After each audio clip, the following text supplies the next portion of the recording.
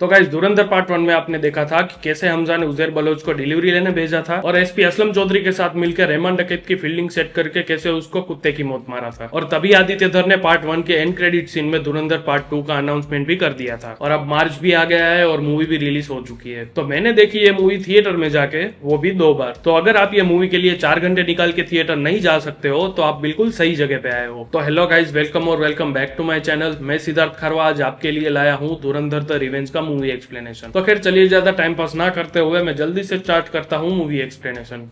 दोस्तों आदित्य धर ने ये मूवी फर्स्ट पार्ट की तरह चैप्टर वाइज ही प्रेजेंट की है। तो मूवी स्टार्ट होते ही फर्स्ट चैप्टर स्टार्ट होता है जिसका नाम होता है अ बर्न्ट मेमोरी, जिसमें हमें रणवीर सिंह की बैक स्टोरी दिखाई जाती है और तब उसका नाम होता है जसकीरत सिंह रंगी। तो चैप्टर 1 स्टार्ट होते ही हम चले जाते हैं फ्लैशबैक में और हमें दिखाया जाता है जनवरी 2000 का चकिया कॉलोनी इलाहाबाद जो कि उत्तर प्रदेश में है। वहाँ हम देखते हैं कि जसकीरत और उसका दोस्त जिसका नाम पिंडा है वो दोनों आते हैं आतिफ अहमद के पास। आतिफ अहमद एक उत्तर प्रदेश का पॉलिटिशियन है और गैंगस्टर भी है जो ड्रग्स, गांजा और गन्स जैसे इलीगल बिजनेस चलाता है और उसका डायरेक्ट कनेक्शन भी है आईएसआई के साथ। तो जसकीरत और पिंडा दोनों आते हैं आतिफ अहमद के पास गन खरीदने और गन्स खरीद के वहां से ट्रेन में चक्की बैंक आते हैं जिसे आज की डेट में हम लोग कहते हैं पठानकोट। पठानकोट पहुंचते ही वो दोनों जाते हैं एमएलए सुखविंदर के घर जिसने जसकीरत की छोटी बहन को किडनैप कर लिया है और उसका रेप भी किया है। तो पिंडा जसकीरत को छोड़ के वहां से निकल जाता है और जसकीरत जाता है सभी हथियार लेके अपनी बहन को छुड़ाने। अब वो अंदर जाके सबसे पूछता है कि कहाँ है उसकी बहन, पर किसी से भी उसको जवाब नहीं मिलता और जो भी उसको सही जवाब नहीं देता वो उसको कुत्तों की तरह मारता है। पर लास्ट में मिलता है उसको एमएलए सुखविंदर, वो उसको बताता है कि तेरी बहन स्टोर रूम में बंद है। उसको बताने के बावजूद भी हमजा उसको बख्शता नहीं है और उसको भी मार देता है और फिर वहाँ से जाके स्टोर रूम में उसकी छोटी बहन को वो बचा लेता है। यहाँ पे ये सिनारियो खत्म होता है और जसकीरत को पेश किया जाता है कोर्ट में। जसकीरत की लॉयर जज को बताती है कि एमएलए सुखविंदर ने जसकीरत के पिता को मार दिया और उसकी बड़ी बहन हरलीन का 12 लोगों ने पहले रेप किया और उसको भी जान से मार दिया। लेकिन एमएलए सुखविंदर का लॉयर जज को बताता है कि जसकीरत ने सुखविंदर की पूरी फैमिली को खत्म कर दिया और जसकीरत की फांसी की मांग करता है। तभी जसकीरत को कोर्ट से जेल ले जाया जाता है तो उसकी लॉयर उसको कहती है कि शायद उसको फांसी हो सकती है। वहां से जसकीरत को जेल ले जाने के बाद थोड़े ही दिन में फांसी का ऑर्डर आ जाता है और जब जसकीरत को फांसी देने के लिए ले जाया जाता है कि तभी रास्ते में हमला होता है और कुछ लोग आगे जसकीरत के मुंह पे काला कपड़ा डाल के उसको ले जाते हैं। आगे हम देखते हैं कि जैसे ही जसकीरत के मुंह से काला कपड़ा हटता है कि उसके सामने खड़े होते हैं अजय सान्याल और सुशांत बंसल। वो जसकीरत को कहते हैं कि वैसे भी तुम्हें फांसी होने वाली है तो क्यों ना तुम इंडिया से स्पाई बन के पाकिस्तान जाओ। तो जसकीरत उसे कहता है कि मेरे दादाजी और पिताजी दोनों फौज में थे और मैं भी फौज में भर्ती होने वाला था, पर देश की सेवा करके हमें क्या मिला, और इतना कह के मना कर देता है। पर अजय सान्याल उसको बताते हैं कि अगर तुम हमारे लिए काम करते हो तो गवर्नमेंट की तरफ से हर महीने 30,000 तुम्हारी माँ को मिलते रहेंगे, वो भी 36 सालों तक। ये सुन के जसकीरत का इरादा बदल जाता है और वो पाकिस्तान जाने के लिए रेडी हो जाता है। वहाँ फिर हम देखते हैं कि जसकीरत इंडिया से काबुल यानी अफगानिस्तान जाता है और अफगानिस्तान से पाकिस्तान जाता है। उस दिन जसकीरत मर जाता है और हमजा का जन्म होता है। और अब कहानी आती है प्रेजेंट में और स्टार्ट होता है चैप्टर 2 जिसका नाम है लूसीफर। आगे हम देखते हैं कि रहमान डकैत अब मर चुका होता है और उसको दफना दिया जाता है और अरशद पप्पू बहुत खुश है क्योंकि अब जाके उसको लियारी मिली है। अब रहमान डकैत की मौत के बाद उजैर पागल हो जाता है और एक ही रट लगाए बैठा है कि उसको एसपी असलम चौधरी का सर चाहिए। तभी हमजा उसे समझाता है कि असलम चौधरी तो सिर्फ एक खेल का प्यादा है, ये सब अरशद पप्पू ने करवाया है। और वो इसकी तसल्ली के लिए रिजवान को बुलाता है जो कि अरशद पप्पू की गैंग का आदमी है। और अगर आपको फर्स्ट पार्ट याद हो तो वो भी हमजा की तरह एक इंडियन स्पाई है। रिजवान वहाँ पे आता है और उजैर को बोलता है कि ये सच बात है, उसने अरशद पप्पू को असलम चौधरी से फोन पे बात करते हुए सुना था कि वो रहमान डकैत को जान से मार दे। मूवी में आगे हम देखते हैं लियारी में उजैर बलोच की गैंग, अरशद पप्पू की गैंग और असलम चौधरी के फोर्स के बीच में गैंग वॉर चलती है क्योंकि हमजा और उजैर दोनों अरशद पप्पू की जान के पीछे पड़े होते हैं। बहुत दिन ये सब चलने के बाद जब अरशद पप्पू बाहर नहीं आता है तो हमजा अरशद पप्पू के सारे आदमियों को मार देता है और लियारी में अरशद पप्पू की दुकानें और प्रॉपर्टी थी वो सबको वो जला देता है। अब अरशद पप्पू डर के मारे जमील जमाली को कॉल करता है और उसे कहता है हमजा और उजैर कभी भी मेरे पास पहुंच सकते हैं तो मुझे कुछ भी करके कराची से बाहर निकालो। पर जमील जमाली उसे कहता है कि कराची से तुझे निकालने में मुझे थोड़ा टाइम लगेगा, फिलहाल तू लियारी से बाहर निकल के मिर्जा खान वाली दूध फैक्ट्री पे आ जा। लेकिन जैसे ही अरशद पप्पू और उसका छोटा भाई जमील जमाली की दूध फैक्ट्री पे पहुंचते हैं कि हमजा और उजैर वहाँ पे उसके लिए रेडी बैठे होते हैं। वो लोग अरशद पप्पू के भाई को तो वहीं पे मार देते हैं पर अगले दिन अरशद पप्पू को गाड़ी पे बांध के लियारी की बाजार में में निकलते हैं और जब सब इकट्ठा होते हैं तो उजैर सबके सामने अरशद पप्पू का गला धड़ से अलग कर देता है और उसके सर के साथ फुटबॉल खेलता है। इतना खून खराबा होने की वजह से पीएपी के चेयरमैन जरवरी साहब जमील जमाली को बुलाते हैं और उसे कहते हैं कि ये सब क्या हो रहा है, कोई भी कहीं पे लटका पड़ा है, बीच बाजार में सिर काटे जा रहे हैं, अब कुछ भी करके उजैर बलोच को लाइन पे लाना होगा। तब जमील जमाली उसको एक सजेशन देते हैं कि एटीए को भेज के उजैर को अरेस्ट करवा लो, उसके बाद उसको कैसे भी करके जेल में मरवा देंगे। तो ये काम जरवरी साहब असलम चौधरी को सौंपते हैं। जैसे ही ये बात उजैर को पता चलती है कि उसके खिलाफ अरेस्ट वारंट इशू हुआ है तो वो गुस्सा होकर असलम चौधरी को मारने निकलता है। तब हमजा उसको शांति से समझाता है कि अभी पागलपंती करने का टाइम नहीं है, अभी तू पाकिस्तान छोड़ के किसी और देश में चला जा, अगर जिंदा रहा तो और मौके मिलेंगे। उजैर उसकी बात मान लेता है और पाकिस्तान छोड़ के तुरंत दुबई निकल जाता है। पर यह हमजा की चाल होती है। वो उजैर को दुबई भेजता है और दुबई इंटेलिजेंस को इन्फॉर्म कर देता है कि उजैर एक टेररिस्ट है। तो उजैर जैसे ही दुबई एयरपोर्ट पे लैंड करता है कि तुरंत दुबई पुलिस उसको अरेस्ट कर लेती है। अब हमजा का रास्ता एकदम क्लियर हो जाता है और वो लियारी का बादशाह बन जाता है। यहाँ पे चैप्टर 2 खत्म होता है और चैप्टर 3 स्टार्ट होता है जिसका नाम है घोस्ट फ्रॉम द पास्ट। अब हमजा और जमाली पीएपी को छोड़कर मुस्लिम मूवमेंट पार्टी को ज्वाइन कर लेते हैं। हमजा मुस्लिम मूवमेंट पार्टी को हुकूमत में लाता है जिससे कराची को वो अपने अंडर ले लेता है और शेरे बलोच का खिताब भी जीत लेता है। ये सब के बाद मेजर इकबाल हमजा को ले जाता है बड़े साहब से मिलवाने, जो है दाऊद इब्राहिम। बड़े साहब जावेद खनानी को 60,000 करोड़ नकली नोट्स बनाने का कंसाइनमेंट देते हैं और पंजाब में 1200 करोड़ की ड्रग सप्लाई करने की बात करते हैं और हमजा को भी इसमें इन्वॉल्व किया जाता है। अगले दिन कुछ लोग ड्रग को टेस्ट करने और उसको इंडिया में सप्लाई करने के लिए पाकिस्तान आते हैं। हमजा उनको एयरपोर्ट पे रिसीव करने के लिए जाता है और जैसे ही वो एयरपोर्ट से बाहर निकलते हैं हमजा देखता है कि उसमें से एक था पिंडा, जो कि उसका दोस्त था। अब हमजा उसको पहचान जाता है पर पिंडा उसको नहीं पहचानता। एयरपोर्ट से वो लोग जाते हैं जहूर मिस्त्री के पास। ये वही जहूर मिस्त्री है जिसको हमने धुरंधर पार्ट 1 की स्टार्टिंग में देखा था कांधार फ्लाइट हाईजैक में। अब वो पाकिस्तान का ड्रग लीडर बन चुका है। पिंडा वहाँ अलग अलग तरीके के ड्रग्स को टेस्ट करके उसको चेक करता है। फिर वहाँ से निकलते वक्त वो मेजर इकबाल से कहता है कि चलो पार्टी करते हैं, पर मेजर इकबाल को इस्लामाबाद के लिए निकलना होता है तो वो ये जिम्मेदारी हमजा को दे देता है। हमजा रात को घर पे एक पार्टी अरेंज करता है। तभी पिंडा को वॉशरूम जाना होता है और हमजा उसको वॉशरूम लेके जाता है, लेकिन अचानक से पिंडा हमजा को पूछता है कि घर की याद नहीं आई तुझे जस्सी। ये सुन के हमजा के होश उड़ जाते हैं और हमें पता चलता है कि पिंडा तो हमजा को पहले से ही पहचान गया था। अब यहाँ पे चैप्टर 3 खत्म होता है और चैप्टर 4 स्टार्ट होता है जिसका नाम होता है ट्रायल बाय फायर। अब जब पिंडा उसको पहचान गया है तो वो पूछता है कि इतने साल से तू यहाँ पे क्या कर रहा है, और उसको लगता है कि हमजा यहाँ पे गलत काम कर रहा है। और तभी ड्रग्स के ओवरडोज की वजह से पिंडा बेकाबू हो जाता है और बाहर सबको बताने जा रहा होता है कि तभी हमजा उसको पकड़ लेता है। फिर उन दोनों के बीच में हाथापाई होती है। इसी बीच पिंडा का पैर फिसल जाता है और वो बाथटब पे गिरता है जिसकी वजह से उसको सिर में चोट लगती है और वो वहीं पे मर जाता है। अब हमजा बाथरूम से निकल के वापिस से बाहर पार्टी में आता है कि जैसे कुछ हुआ ही ना हो। तभी भीड़ में हलचल होती है और सब लोग घर में भागते हैं। हमजा जब अंदर जाता है तो वो देखता है कि एक ऑफिसर ने आलम को पकड़ लिया है और वो बताता है कि आलम एक इंडियन एजेंट है और उसी ने पिंडा को मारा है। अब हमजा को पता था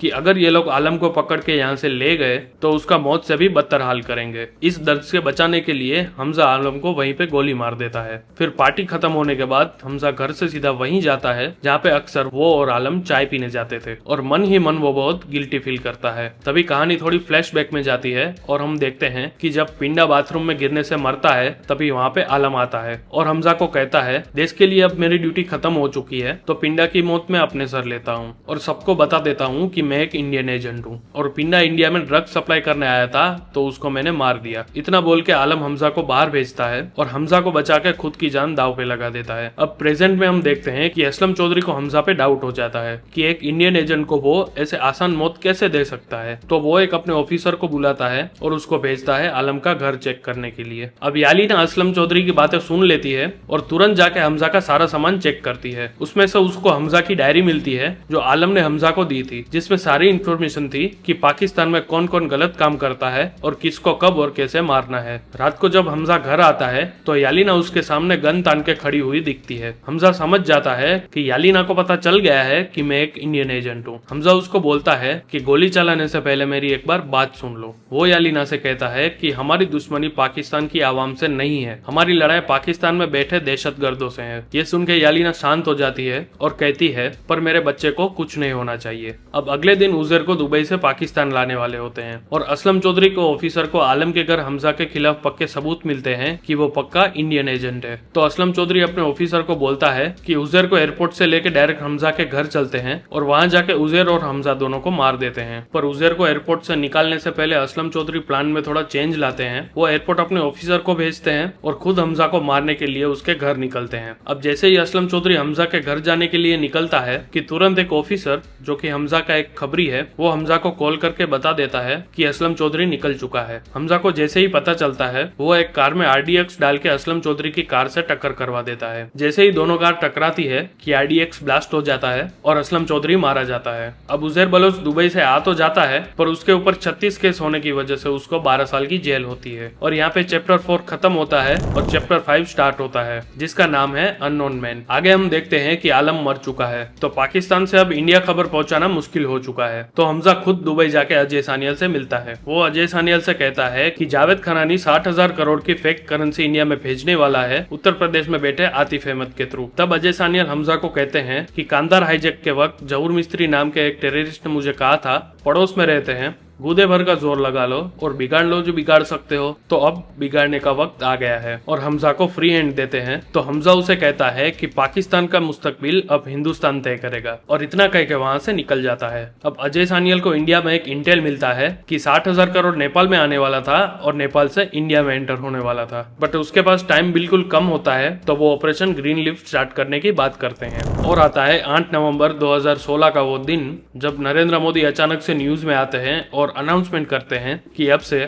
500 और 1000 की नोट्स लीगल नहीं रहेंगे। ये देख के जावेद खनानी की दुनिया हिल जाती है। वो मदद के लिए हमजा को कॉल करता है। हमजा कहता है आप बिल्कुल परेशान मत हो, मैं सब संभाल लूंगा। और हमजा जावेद खनानी के पास उसके गोडाउन जाता है जहाँ पे 60,000 करोड़ का पूरा कंसाइनमेंट पड़ा है। हमजा उसको सिगरेट पीने के बहाने टेरेस पे ले जाता है और टेरेस से उसको धक्का देके मार देता है ताकि सबको ऐसा लगे कि नोटबंदी की वजह से जावेद खनानी ने सुसाइड कर लिया। और हमजा जाते जाते जो पूरा गोडाउन भर के जो नकली पैसा था उसको भी जला देता है। और फिर बारी आती है आतिफ अहमद की जो पाकिस्तान से भेजी हुई फेक करेंसी से उत्तर प्रदेश का इलेक्शन लड़ने वाला था। अजय सानियल उसको भी अरेस्ट करवा लेता है और अजय सानियल से फ्री हैंड मिलने के बाद हमजा भी पाकिस्तान में एक एक करके सभी दुश्मनों को मारने लगता है जिसमें होते हैं सैयद खाली राजा, अमरजीत सिंह, मोहम्मद रियाज अहमद इलियासी, अबू कासिम, दाऊद मलिक, इम्तियाज आलम, भुट्टोवी और जहूर मिस्त्री। अब ये सब जब हो रहा था तब असलम चौधरी के एक ऑफिसर को हमजा के खिलाफ सारे सबूत मिल जाते हैं। फिर एक दिन हमजा को मेजर इकबाल का कॉल आता है। वो उसको बड़े साहब के घर बुलाता है और उसी दिन सब लोग इकट्ठा भी होते हैं। तभी टीवी न्यूज में दिखाया जाता है कि इंडिया में राम मंदिर बनाने की मंजूरी मिल गई है। ये देख के दाऊद को बहुत गुस्सा आता है और वो मेजर इकबाल को 40-50 टेररिस्ट तैयार करने के लिए बोलता है इंडिया भेजने के लिए और हमजा को हथियार बनाने के लिए बोलता है। अब आता है इंडिया भेजने वाले टेररिस्ट के लिए हथियार डिलीवरी करने का दिन और हमजा निकलता है डिलीवरी देने के लिए। वो जैसे ही निकलता है कि असलम चौधरी का ऑफिसर यालीना के बच्चे को पकड़ लेता है और यालीना को कहता है कि सच सच बताओ कि हमजा इंडियन एजेंट है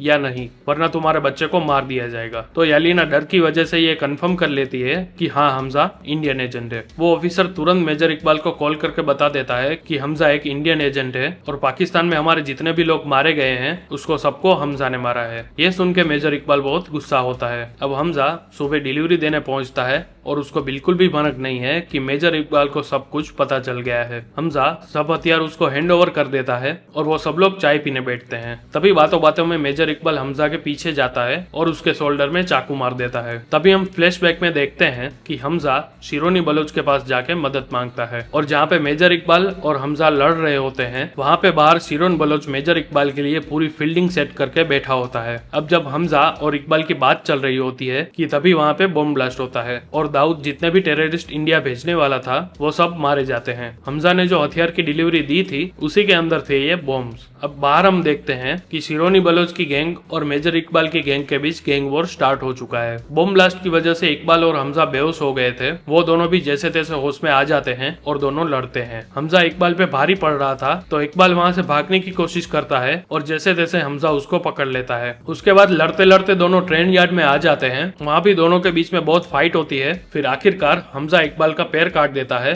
और उसको लंगड़ा कर देता है। उसके बाद आगे हम देखते हैं कि वहाँ पे एक ट्रेन खड़ी होती है जो कि केरोसिन से भरी होती है। तो हमजा इकबाल को घसीट के ले जाता है और केरोसिन के डब्बे में डाल देता है और केरोसिन के पाइप को चालू करके वहाँ पे लाइटर रख देता है और खुद वहाँ से चला जाता है। अब जैसे ही केरोसिन लाइटर के पास पहुंचता है, ट्रेन ब्लास्ट हो जाती है और मेजर इकबाल मारा जाता है। अब आता है इस मूवी का फाइनल चैप्टर, जिसका नाम है धुरंधर। कहानी में हम देखते हैं कि मेजर इकबाल के मरने के बाद आईएसआई हमजा को उठा लेती है और वहाँ पे उसको मार मार के बहुत टॉर्चर किया जाता है। तभी अचानक हसन साहब करके एक आईएसआई का आदमी होता है, उसको इंडिया से अजय सान्याल का कॉल आता है। अजय सान्याल उसको कहते हैं कि हमारा आदमी एक आपके पास है, आप उसको छोड़ दीजिए। तो हसन उसको साफ साफ मना कर देता है और ऊपर से ये भी कहता है कि अब कैसे हिंदुस्तान की धज्जियां उड़ती है इंटरनेशनल मीडिया के सामने। तब अजय सान्याल उसको एक वीडियो भेजते हैं जिसमें हसन पाकिस्तान की न्यूक्लियर इंफॉर्मेशन दूसरे देशों को दे रहा है। ये देख के हसन बहुत घबरा जाता है और अजय सान्याल की बात मान जाता है। हमजा को आईएसआई क्वार्टर से निकाल के वो लोग बताए हुए जगह पे हमजा को पहुंचा देते हैं और फिर वहाँ पे एक गाड़ी आती है और दरवाजा खुलता है और तब आता है मूवी का सबसे बड़ा ट्विस्ट। उस गाड़ी के अंदर बैठा होता है जमील जमाली और वो भी एक इंडियन स्पाई है जो कि 45 सालों से पाकिस्तान में है। अब जमील जमाली हमजा को लेके एयरपोर्ट पहुंचता है, पर जाते जाते हमजा उसको कहता है कि दाऊद को नहीं मार पाया उसका एक अफसोस रहेगा। और तभी जमील जमाली हमजा को एक वीडियो दिखाता है कि जमील जमाली ने दाऊद को एक पॉइजन दिया हुआ है जो कि स्किन टच से बॉडी में इंजेक्ट होता है और उसका असर फूड पॉइजनिंग से स्टार्ट होता है और ये जहर इंसान को तड़पा तड़पा के मारता है, इसलिए किसी को पता भी नहीं चलता कि जहर दिया गया है। तभी हमें पता चलता है कि पूरी मूवी में दाऊद की हालत ऐसी क्यों है। अब हमजा वहाँ से फ्लाइट लेके इंडिया आ जाता है। इंडिया आते ही वो अपने घर जाने की कोशिश करता है, पर घर के सामने खड़े रह के भी उसकी हिम्मत नहीं होती है जाने की, क्योंकि उसके घर में सबको यही लगता है कि एमएलए सुखविंदर के मर्डर केस में जसकीरत को फांसी हो गई है और वो मर चुका है। और ये सब सोच के जसकीरत को रोना आता है और यही इमोशनल सीन के साथ मूवी खत्म होती है। तो दोस्तों, कैसा लगा आपको धुरंधर द रिवेंज का मूवी एक्सप्लेनेशन, कमेंट्स में जरूर बताएं। और अगर वीडियो अच्छा लगा हो तो वीडियो को लाइक करके चैनल को सब्सक्राइब जरूर करें